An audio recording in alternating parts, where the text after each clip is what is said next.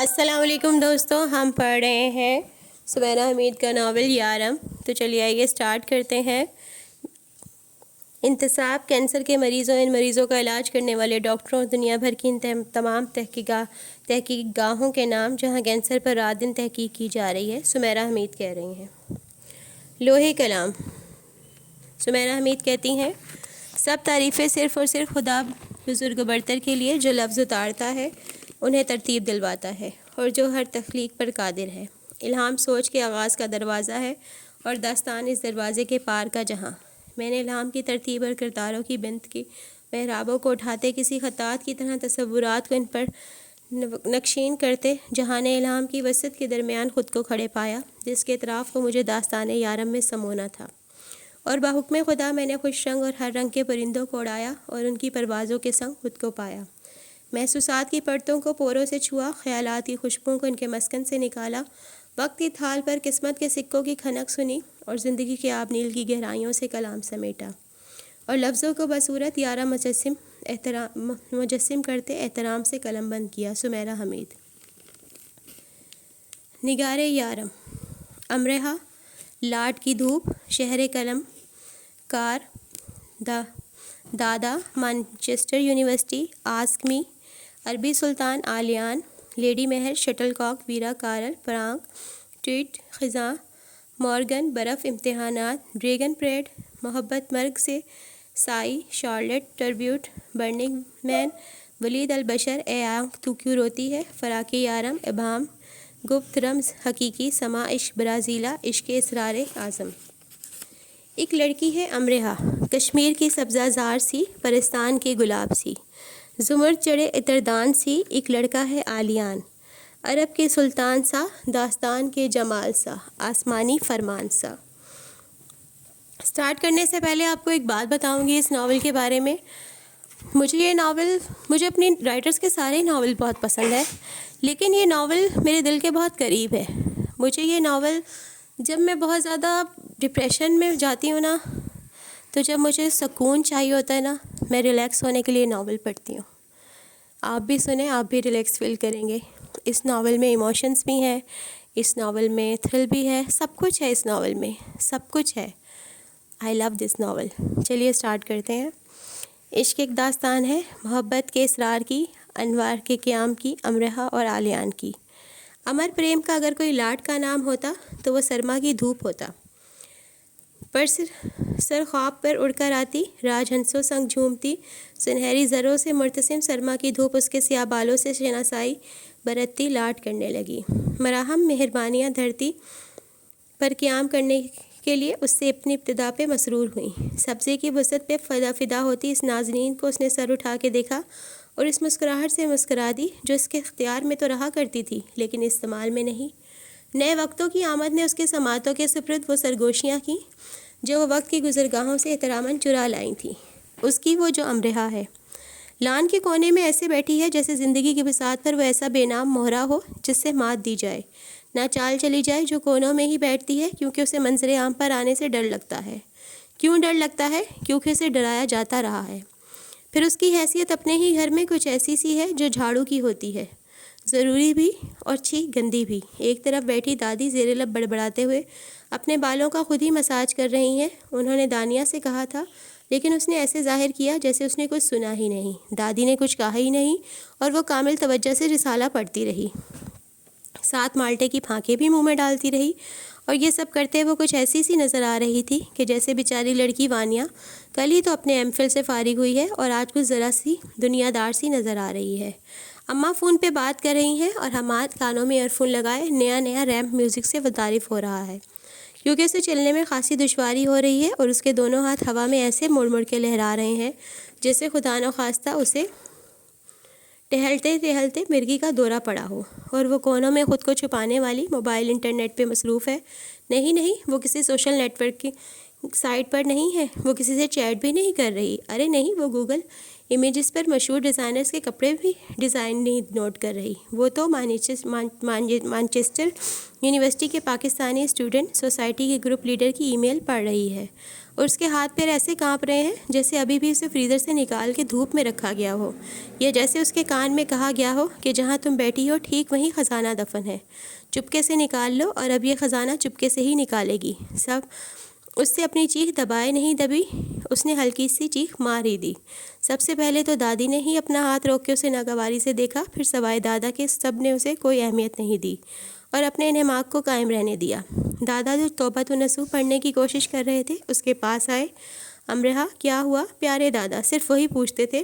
وہ دادا کے کان میں کھسر پھسر کرنے لگی۔ تھوڑی دیر بعد دادا توبۃ النصوح کو سینے سے لگا کر کھڑے ہوئے اور سب کو سنانے جیسے انداز میں کہنے لگے، آملے لینے ہیں منڈی سے، مجھ سے کہاں اٹھائے جائیں گے اتنے، امرہا تم ساتھ آ جاؤ، اسے لیے جا رہے ہیں، مل گئے، پھر منڈی بند ہو جائے گی یا آگ لگی ہوگی منڈی میں۔ دادی نے اس کے متعلق اپنے خیالات کے اظہار میں دیر نہیں کی۔ ہم دوسرے شہر کی منڈی میں چلے جائیں گے، اگر وہاں بھی آگ لگی ہوئی تو ہمارا انتظار نہ کرنا، ہم شہر شہر منڈی آگ لگا کر آئیں گے۔ شہر شہر کیوں، ملک و ملک کیوں نہیں؟ ہاں بھائی، اب تیار رہنا، سب دنیا میں آگ بھڑکنے والی ہے۔ اب کی، کب کی بھڑک چکی؟ دادی نے ایسے کہا جیسے ایسا عظیم سچ نہ بولا تو ان پر کفر کا فتویٰ لگا دیا جائے گا۔ تو کیا اب یہ مجھے بھسم کرے گی؟ انہوں نے خود پہ آیات مبارکہ پڑھ کر پھونکی۔ بہت خوفزدہ رہتی تھیں وہ اس کی نظروں سے۔ دادی، سبھی رہتے تھے، تباہی اور بربادی تھی نا وہ، نیک شگون کی دشمن، بدشگونی کی دوست، کیونکہ عین اس کی پیدائش کے دن بڑے تایا چل بسے۔ پھوپھی پھوپھا کا کار ایکسیڈنٹ ہو گیا، چھوٹی پھوپھو کے گھر شارٹ سرکٹ سے آگ لگ گئی اور سارے ساز و سامان کو نکل گئی۔ چچا کی بیٹی کی منگنی اس دن ہونا تھی، تایا کی وفات سے وہ ملتوی ہو گئی، بعد ازاں رشتہ ہی ختم ہو گیا، اور ماموں کے الیکٹرانکس کے سٹور میں پورے 4 لاکھ کی چوری ہو گئی۔ ماموں صدمے سے 4 دن ہسپتال رہے۔ امرہا سے بڑے علی کی چھت سے گر کر بائیں ٹانگ کی ہڈی ٹوٹ گئی، جس کی وجہ سے وہ پورے 2 سال لنگڑا کر چلتا رہا۔ ساتھ کے گھر کی ملائکہ آپا بیوہ ہو گئیں، ان کے شوہر کا فرانس میں ہارٹ اٹیک سے انتقال ہو گیا۔ سامنے کے گھر والوں کی بہو کی مردہ بچے کی پیدائش ہوئی، اور بھی بہت کچھ۔ فہرست کافی لمبی تھی اور دن بہ دن لمبی ہوتی ہی جا رہی تھی۔ مثلاً اگر کوئی کہتا، بس اماں جی اپنے دھیان میں تھی، پتہ ہی نہیں چلا کب حاشر اپنا ہاتھ جلا بیٹھا، دادی پوچھتی کیا دن تھا؟ منگل کا دن تھا، آج ہی کے دن۔ بلک بلک کے رویا میرا بیٹا، میں بھی دھاڑے مار مار کر رونے لگی۔ اچھا منگل، اور تاریخ کیا بنی؟ تاریخ یہی 2۔ اچھا 2 اور اوپر سے منگل۔ مدھیا بیٹا، منگل کی 2 کو ہمیں یہ وبال نصیب ہوا تھا، اس دنیا پر یہ امرہا عذاب بن کر آئی تھی۔ ہمارے خاندان میں تو ہر تاریخ 2، ہر دن منگل، کیا کریں، گناہوں کے عذاب بھی بھگتنے ہی پڑتے ہیں نا۔ اگلی بار جناب حاشر کے ہاتھ جلنے کا قصہ بھی اس نجس جنم پتری میں شامل ہو کر دیا گیا۔ اماں بھی ذرا خائف سی رہتی اس سے۔ اتفاق سے ہر سال لگ بھگ کسی دن ماموں کے سٹور پر 3 بار چوری ہو چکی تھی۔ تنگ آ کر ماموں نے سٹور ہی بیچ دیا اور دوسرا کاروبار کرنے لگے۔ اماں کو بھولتا ہی نہیں تھا کہ کیسے ان کے بھائی کا چمکتا دمکتا شاندار سٹور بک گیا اور بھائی صاحب کنگلے ہو گئے۔ ایک دادا تھے جو 5 وقت نماز پڑھتے اور صرف اللہ سے ڈرتے، احادیث پہ عمل کرنے کی کوشش بھی کرتے، جاہلانہ باتوں اور خیالات سے دور ہی رہتے، ورنہ جمعرات کے جمعرات ان کے گھر چراغ جلتے، 3 یا 5 بس طاق، جفت نہیں۔ دادی مرنے والوں کے نام مخصوص جگہ چراغ روشن کرواتی، لا مذہب ہو سب کے سب۔ کیا کبھی روزے رسول صلی اللہ علیہ وآلہ وسلم پر چراغ چلتے دیکھے ہیں؟ کیوں خلاف مذہب ایسے کام کرتے ہو؟ دادی ہاتھ سے اشارہ کرتی کہ جائیں اپنا کام کریں۔ بابا نے اعظم مارکیٹ میں قالین سٹور کے نئے سرے سے آرائش کروائی تو افتتاح کے وقت ناریل پھوڑا۔ اعظم مارکیٹ کے دوسرے مالکان محظوظ ہوتے رہے اور بابا صرف اتنا ہی کہتے رہے کہ وہ فلموں میں دیکھتے تھے تو انہیں بڑا اچھا لگتا تھا۔ کیا ہوا جو کر لیا تو؟ تم سب تو کسی کی خوشی بھی نہیں دیکھ سکتے۔ بابا نے ایسے کہا جیسے ان کے دیرینہ خواب کی تکمیل کا مذاق اڑایا جانا انہیں پسند نہ آیا ہو۔ جمعرات کے جمعرات بریانی کی دیگیں تقسیم کروانے کی روایت بھی بابا کو بہت عزیز تھی۔ دادا نے ایک بار کہا، گھر کے کاموں میں مدد کے لیے جو آپا آتی ہیں ان کی بچی کی کان کا آپریشن ہونا ہے، بچی بہت تکلیف میں ہے، زیادہ نہیں تو 2-3 جمعراتوں کی بریانی کی دیگوں کے پیسے دے دو، کچھ کا انتظام میں کر دوں گا، اس کا آپریشن ہو جائے گا۔ بہت بحث ہوئی، بابا نے دادا کو لادین قرار دے دیا اور دادا نے بابا کو بے حس۔ خیر دیگیں تو پکتی رہیں، آپا کی بیٹی کا کیسے بھی کر کے دادا نے آپریشن کروا دیا۔ تو بس یہ ماحول تھا گھر کا اور یہ حال تھا گھر والوں کا، غلط باتوں کو پکڑ کر بیٹھے رہتے۔ دادا تو بیزار اور اکتائے رہتے، لیکن کسی پر بس ہی نہیں چلتا تھا۔ زیادہ تر کتابیں پڑھتے، یا دادا پوتی دونوں لاہور کی سڑکوں کو شرف چہل قدمی بخشتے۔ نہیں ملے نا آملے، جب دونوں خالی ہاتھ گھر آئے تو دادی نے تنزن کہا، بس وہ تنزن ہو گیا۔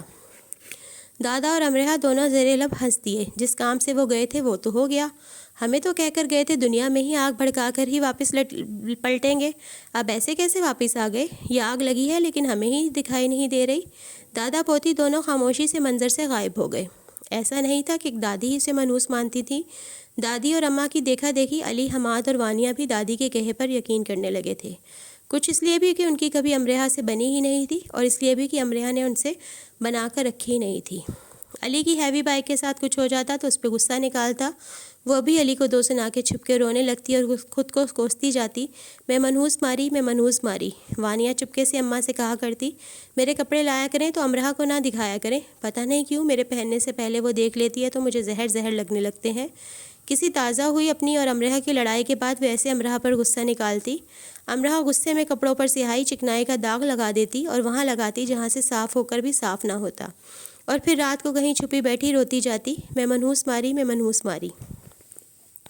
اس منحوس ماری کو دادا نے ذرا سنبھالا، انہی کے کمرے میں ایک طرف اس کا بیڈ رکھا تھا، انہی کے ہاتھ ساتھ بازار جاتی، سہیلی کے گھر جاتی، انہی سے پیسے لیتی، دادا ہی اس کے اماں بابا بہن بھائی بن گئے، اس کی باتیں سننے، اس سے باتیں کرتے، رات بھر بیٹھ کر اس کے فضول اور بے سروپا شکوے سنتے، دن بھر اس کا کس نے دل دکھایا اس پر اس کے ساتھ مل کر آنسو بہاتے، امرہا کے ساتھ بس سب اسی میں مصروف رہتے۔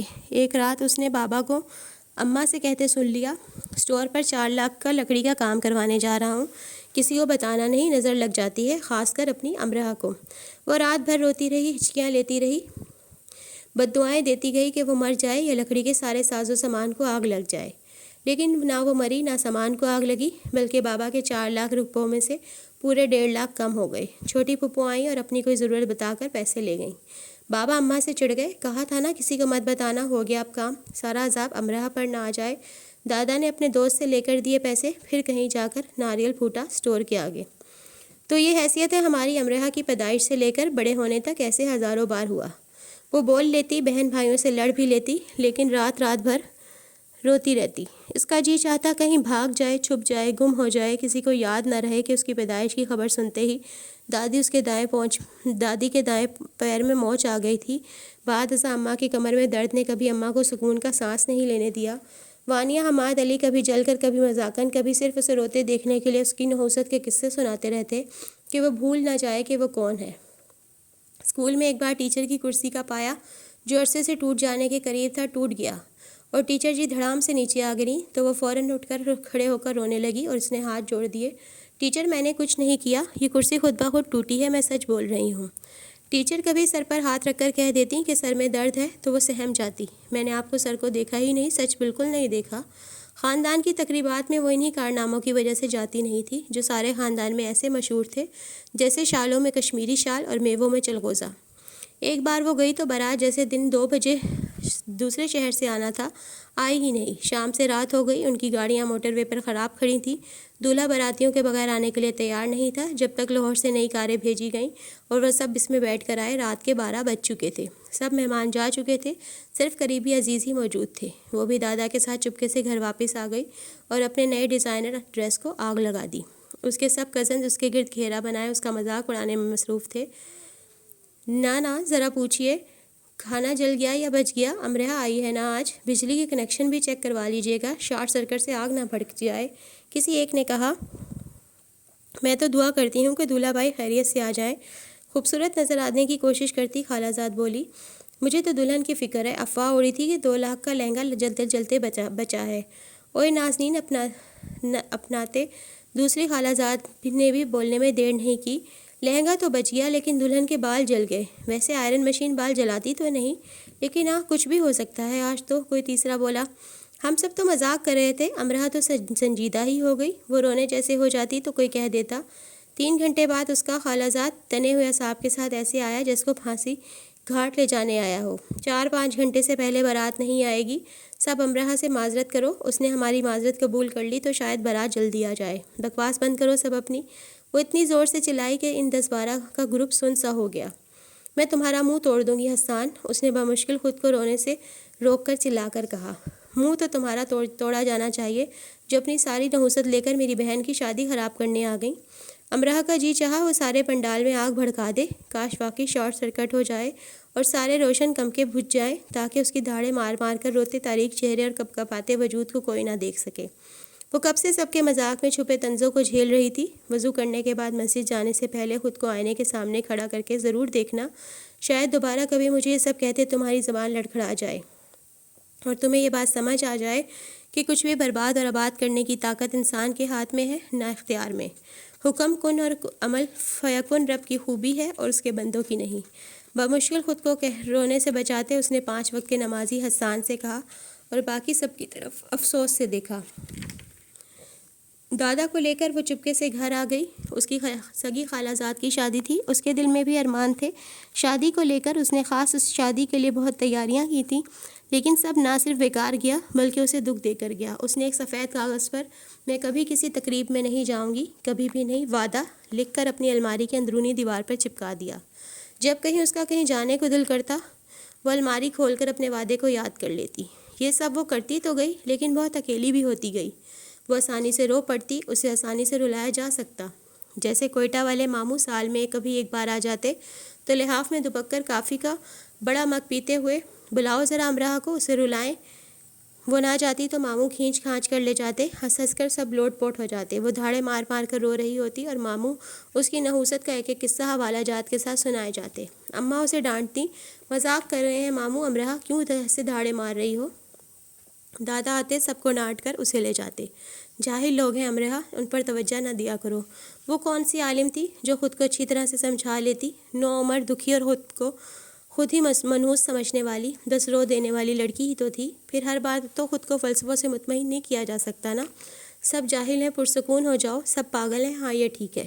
ایسا سوچا جا سکتا ہے، کہا جا سکتا تھا، لیکن ایسا ٹھیک ٹھاک ہو نہیں پاتا تھا۔ رزلٹ اگر 100% ہوتا بھی تو اگلی بار 0 ضرور ہو جاتا۔ وہ جتنا خود کو یہ سب جاہل ہیں کہہ کر بہلاتی، اتنا ہی اگلی بار ان سب جاہلوں کی باتوں پر ہچکیوں سے روتی۔ دادا کی باتیں اسے تھپک تھپک کر سلاتی تھیں تو اسی نیند میں وہ ان سب کی باتوں پر کرہاتی بھی تھی۔ امراہ دکھیوں میں سب سے دکھی، امراہ تنہاؤں میں سب سے تنہا۔ دادا گورنمنٹ پنجاب پبلک لائبریری میں لائبریرین تھے۔ اسکول کی چھٹیوں میں وہ سارا دن پنجاب لائبریری میں گھومتی پھرتی رہتی تھی۔ ویسے بھی دادا اسے کم سے کم گھر میں رہنے دیتے تھے۔ وہ اسکول سے پیدل چل کر لائبریری آ جاتی، دونوں دوپہر کا کھانا وہیں کھاتے۔ اسی ملازمت کے دوران دادا حضور نے ہزاروں کتابیں پڑھی تھیں اور اس لیے وہ جمعرات کو مرنے والوں کے نام کے دیے نہیں جلاتے تھے۔ شام کو دونوں چہل قدمی کرتے، لاہور مال روڈ کی لمبی سڑکوں سے ہوتے ہوئے، سردی گرمی، بھنے چنے، راکھ، پکی چھلی کھاتے رات گئے گھر آتے۔ امراہ کا دل چاہتا کہ رات کو بھی گھر نہ جائے اور بھلے سے مال روڈ کے فٹ پاتھ پہ سو جائے۔ گھر پر نظر پڑتے ہی دادا صورت کہتے، لو آ گئی جیل۔ پاگل ہو گئے ہو تم تو، کتابیں پڑھ پڑھ کے ڈھنگ کی نوکری مل جاتی تو عقل تو نہ جاتی۔ دادی سن لیتی تو کہتی، دادا کو ڈھنگ کی نوکری نہ ملی لیکن ڈھنگ سے عقل ضرور مل گئی۔ بابا نے اپنے وقت کی 10 کو بھی جیسے اپنے سٹور پر رکھ کر بیچ دیا قالینوں کے ساتھ۔ پتہ ہی نہیں چلتا تھا کہ 10 جماعتیں پڑھے ہیں یا 10 تک گنتی۔ علی بڑا تھا اور کمال کا بڑا تھا، ہر جماعت میں سینئر ہی رہتا، 2 سال تو ضرور ہی لگاتا۔ پھر اسے حماد تھا، اسے دنیا بھر کے گانے والوں، ناچنے والوں، انہیں نچانے والوں کے نام، گھر، شہر، قومیت، مذہب، شادی، بچوں، افیئرز کے بارے میں تو معلوم تھا، لیکن یہ نہیں کہ ایف اے کے بعد کی ڈگری کو کیا کہتے ہیں اور اسے پاس کیسے کرتے ہیں۔ کتنا چاہا دادا نے کہ ایک انجینئر بن جائے یا کم سے کم دیال سنگھ کالج میں لیکچرار، ورنہ ایک ہسپتال میں ایک ڈاکٹر، ایک پاک آرمی میں کپتان، لیکن دادا کے سوچنے سے تو کچھ نہیں ہوتا نا، ویسے ان کے کہنے سے بھی کچھ نہیں ہوا۔ پھر امراہ کا نمبر تھا، کم تو وہ بھی نہیں تھی، اور کیونکہ وہ بیچاری سی تھی تو وہ ہر وقت روتی رہتی۔ بڑی مشکل سے دادا نے اسے 8 جماعتیں پاس کروائیں۔ تازہ ہوئے کسی واقعے پر رونے کے دوران اس نے پڑھائی چھوڑ دینے کا فیصلہ کیا، اور عمل بھی۔ سارا دن دادا کے ساتھ لائبریری میں رہتی۔ دادا نے منت کی، امراہ میٹرک کر لو، اس سے کیا ہوگا، تعلیم سے کیا نہیں ہو سکتا، سب مجھے پسند کرنے لگیں گے کیا؟ استہزائیہ انداز، تمہیں یہ فکر کیوں ہے سب تمہیں پسند کریں؟ تعلیم تمہیں اپنے لیے حاصل کرنی ہے، اپنی زندگی کو تعمیر کرنے کے لیے۔ میری زندگی میری نحوست نے کافی اچھی تعمیر کر دی ہے۔ اب تنزیہ انداز، تمہیں اتنا کمزور نہیں ہونا چاہیے، تم ایسے ہتھیار پھینک دو، معاشرہ، ماحول یا لوگ کیسے بھی ہوں، ہمیں اپنے راستے بنانے نہیں چھوڑ دینے چاہیے اور ان راستوں پر روشنی کے انتظامات میں لگے رہنا چاہیے۔ ایسی باتیں کتابوں میں ہی اچھی لگتی ہیں دادا. کتابیں نازاں ہیں ایسی باتوں کی ملکیت پر، ان پر عمل کر کے ہمیں بھی نازاں ہونا چاہیے امرا. میں جو کہتی ہوں وہ آپ سمجھتے نہیں. کتنی بار کہہ چکی ہوں بھاگ جاتے ہیں کہیں دور، بہت دور. وہ ہر بات کو اسی ایک بات پر ختم کرتی، بس کسی بھی طرح اسے اپنے ماحول سے دور جانا تھا. جہاں رونا ہی پڑے تو اس کی تمید کچھ اور ہوا کرے، جہاں اداسی آیا ہی کرے تو اپنے ساتھ مسرت کو چھپا لایا کرے. جہاں صبح ہو، شام ہو، پھر رات ہو، لیکن نہ ہو. دادا کے پاس تھوڑے سے جو پیسے تھے ان سے اپنے دوست کے گھر بلوچستان بھگا لے گئے. 10 دن رہ کر آئے. خاندان میں تو کہیں وہ جاتی ہی نہیں تھی، وہاں بہت خوش رہتی. پھر دادا سے کہنے لگی دادا اب دبئی چلیں گے، پھر مجھے بھی وہیں بلا لینا، بڑے خوش رہیں گے ہم دونوں. دادا اس عمر میں کیا دبئی جاتے. ہاں پھر بھی اس نے وعدہ کر لیا، میٹرک کر لو پھر چلا جاؤں گا. اس نے دبئی کے لیے میٹرک کر لیا، خوب جی جان لگا کر کیا، اور اتنی جان لگانے پر بھی کچھ زیادہ اتنا بڑا دھماکہ نہ کر سکی. یہی عام ہوئی 2nd ڈویژن، جو ہر کس اور ناقص کے ہاتھ آ ہی جاتی ہے. انہی دنوں نیا واقعہ ہوا. بابا کا ہاتھ جل گیا. دادی اپنی فطرت سے مجبور اس پر طنز کرنے لگی تو وہ آگے سے جواب دینے لگی تو بابا نے غصے سے جلا ہوا ہاتھ اس کے گال پر تھپڑ بنا کے مار دیا، اور مزید غصے سے اس نے اپنا سر دیوار میں زور سے دے مارا. سر سے خون نکلا. سر میں بہت درد ہوا، اور اس درد اور خون کو بھلا کر وہ بابا کے تھپڑ کو لے کر روتی رہی. رات کے پچھلے پہر سے آخری پہر تک. پھر اپنے اسکول بیگ میں اس نے چند کپڑے رکھ کر گھر سے نکل گئی. چلتی گئی گھر کی سڑک کو پار کیا، بڑی سڑک تک آئی، اسے بھی پار کر گئی. چلتی گئی. حد تو یہ ہے کہ پہلی بار سڑک پر یہاں وہاں پھرتے آوارہ گندے سندے کتوں سے بھی بالکل نہیں ڈری. آنکھوں میں اشک لیے کندھے پر اسکول بیگ لٹکائے ایسے چلتی جا رہی تھی جیسے خدا نخواستہ دنیا میں اکیلی ہو. کچھ دور آگے جا کر سمجھ نہیں آیا کہ کہاں جائے تو سڑک کے کنارے فٹ پاتھ پر بیٹھ کر رونے لگی. تھکا ڈالا تم نے مجھے امرا. دادا اسی فٹ پاتھ پر اس کے ساتھ بیٹھ گئے. ہاتھ میں پانی کی بوتل تھی. پہلے خود پانی پیا، پھر اسے پلایا. میں نے گھر چھوڑ دیا ہے. پانی پی کر وہ چلائی. ایک دن تو تمہیں وہ گھر چھوڑنا ہی ہے. وہ تمہارا گھر ہے بھی نہیں میرے بچے.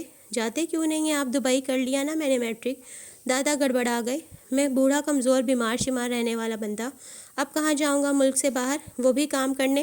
خود سوچو بچے، کتنا بوڑھا ہو گیا ہوں میں، اور بہرا بھی تو ہو رہا ہوں.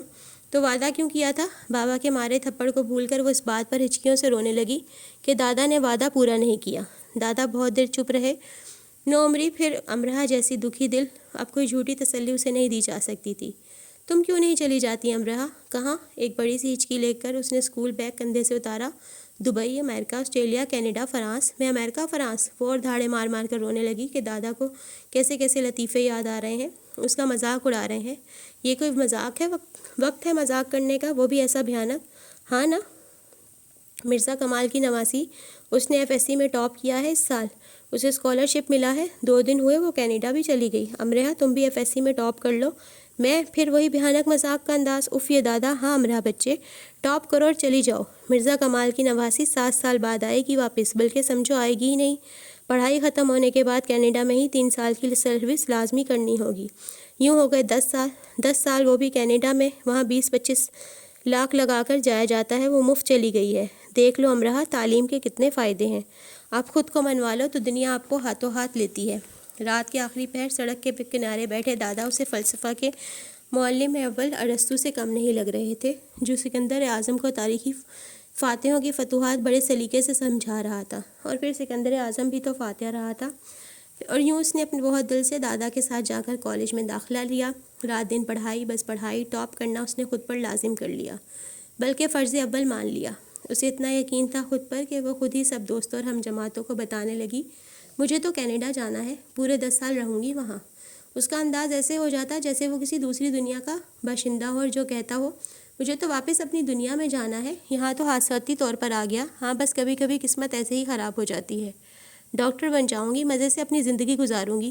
یہ کہتے وہ ایسی شہزادی بن جاتی جو بوڑھی ملکہ کے مرتے ہی خود ملکہ بن جانے والی ہو. اور اب بس اس نے تو بوڑھی ملکہ کے دن گننے بھی شروع کر دیے.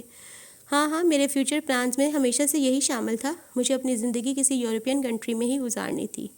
یورپ کو صرف کینیڈا تک جانتی اور مانتی تھی، اور یورپ ایسے کہہ رہی تھی جیسے ساری دنیا کو گھوم پھر کر دیکھ بھال کر اس نے 7 براعظموں سے ایک یورپ کا انتخاب کیا ہو. بس کسی طرح یہ 2 سال گزر جائیں، امتحانات ہوں اور میں جاؤں. سورج کو اتنی جلدی دن لانے اور رات کو چاند ستارے لانے کی نہیں ہوتی ہوگی جتنی اسے یہاں سے بھاگ جانے کی تھی۔ ان 2 سالوں میں وہ بہت خوش رہی۔ اس نے کینیڈا کی اتنی معلومات اکٹھی کر لیں کہ خود کینیڈین بھی وہ سب نہیں جانتے ہوں گے جو وہ جاننے لگ گئی تھی۔